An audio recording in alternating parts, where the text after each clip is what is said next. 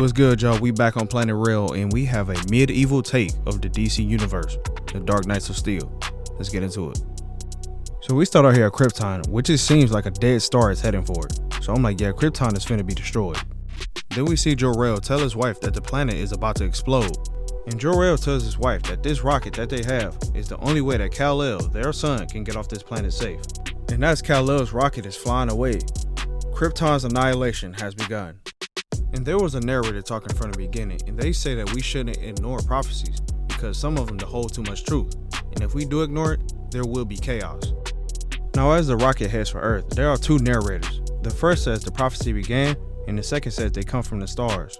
Now when this first came out and I was reading it, I'm thinking heavily that they were talking about the Kryptonians, and there's more of the second narration that makes you think that as well. And now the rocket hits Earth, and I'm thinking Kal-El finna get saved by John and Martha Kent. Now this is not your ordinary Superman origin, because both of his parents survived, and his mother is still pregnant with him. And in my opinion, it was a good twist because I wasn't expecting this to happen. And I'm like, alright, so Kal gets both of his parents, but Bruce, he don't. And that was the kicker. Now Jor-El has to deal with two things at once because he sees people coming in on horses while his wife is in labor. Then they hold up bows and arrows like they finna shoot, but they're not threats. Even Jor-El tells him because his wife is in labor and he begs them to stop. Then they start shooting arrows at him. And when I was reading it, I'm like, in front of the way Jor-El yells, I'm thinking Lara is dead. Then in a blink of an eye, Jor-El uses his heat vision to destroy them all with his newfound powers. And I know that heat vision went crazy because it was his first time using it. And I know y'all peeped the second narrator that came in and was talking. And I'm gonna start from the beginning from what the narrator is saying. They said they come from the stars, they look like us, they sound like us, but they are not like us because they are demons, and the demons are gonna take over the world. And when I read that, and then saw how these panels ended with Jor-El destroying those people, it was leading me to think that they was talking about the Kryptonians, and I'm just like, bro, there's no way the Kryptonians are gonna be evil in here, bro. No way. Then we see Jor-El, his wife, and his newborn son are safe. And now we take a trip to a place called the Kingdom of Storms. And as you can see, there is a person talking, and the narrator that was talking have the same dialogue. Yes, they are the same person for those who were wondering. And the person that has been narrating and talking is John Constantine. And he's speaking a prophecy. And the person that's writing it down says he's speaking in a certain tone. But King Jefferson Pierce, Black Lightning, tells that man to write everything down. And Constantine continues to speak this prophecy. And he says, look, up in the sky. And that made me think of Superman. I'm not gonna lie to you.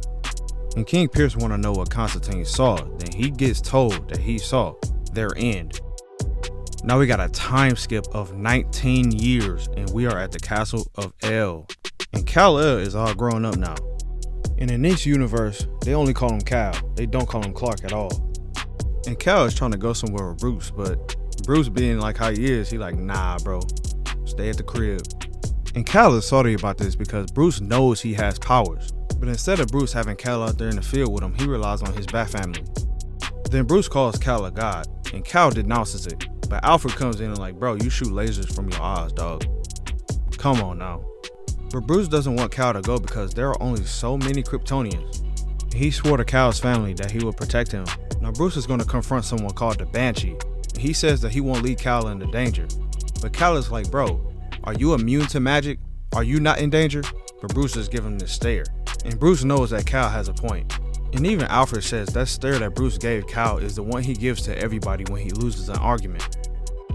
Now we at this village and Batman calls on Richard Grayson and Duke Thomas, who is known in the main universe as Nightwing and the Signal.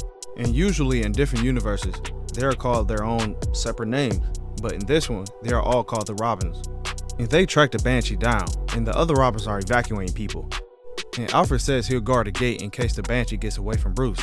But knowing Bruce, he's not gonna let that happen. And now they head to the place where they tracked her at. And Jason Todd was there and he knocked out the innkeeper.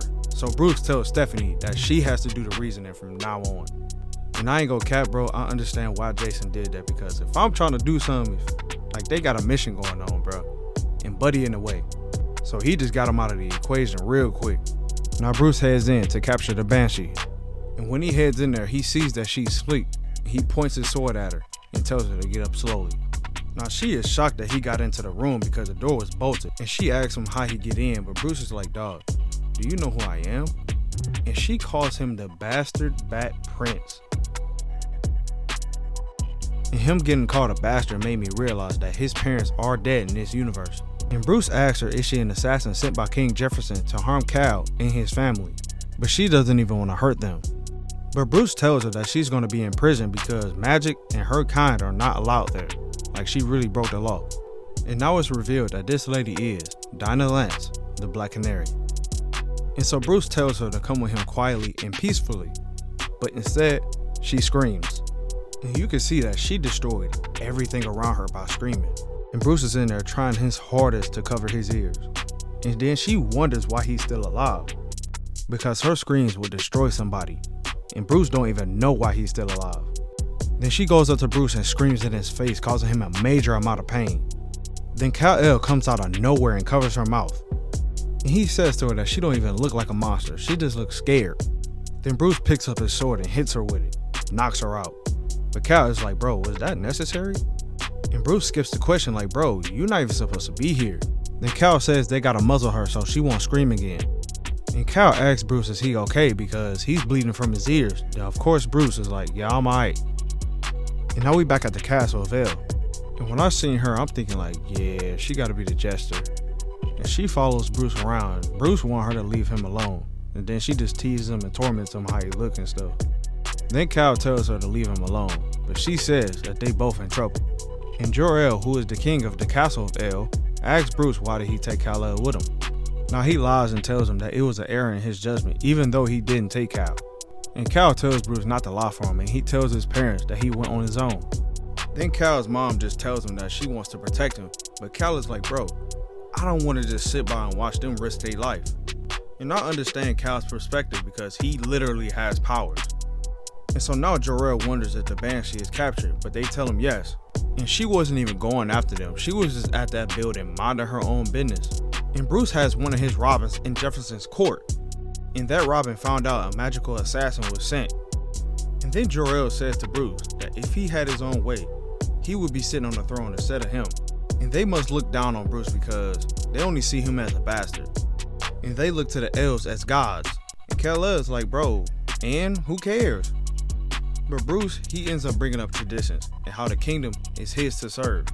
And I think Cal knows that Bruce can be on the throne too because he calls his traditions idiotic and backwards. Now Jor-El stops them arguing and he tells Bruce to come outside so he can talk to him. Now when they get outside, Jor-El tells Bruce that he's noticed that he's been more agitated and like unsettled lately. And Bruce tells him how he survived his encounter with the Banshee and how he has survived other encounters like that as well. And I wonder what those other encounters were.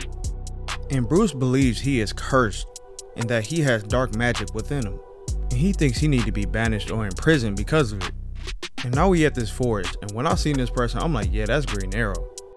Then somebody comes up to him with a Green Lantern ring, bro. And at the time I was reading, I'm like, bro, which Green Lantern is it? And the person with the lantern ring imbues the arrow that Green Arrow has with his power. And he says it will save the world, but Green Arrow is like, will it work? And I'm like, what they finna do? And the magic in the ring imbues the arrow, and now the arrow can be shot at a great distance. And so the person with the lantern ring tells Green Arrow just to aim, because the magic will do the rest. But the aim isn't Oliver Queen's concern. Then we see the arrow being shot into the sky. And now we back to Jor-El and Bruce. And Jor-El tells Bruce that he can hate magic, but he ain't cursed by it. And Jor-El says that he has a guilt that he hid, and I know it's been for a long time. Then Jor-El says that Bruce's mother in him made a mistake. And when I read that, I'm like, what? And Bruce is Jor-El's son. And that's the reason why he said Bruce should be on the throne.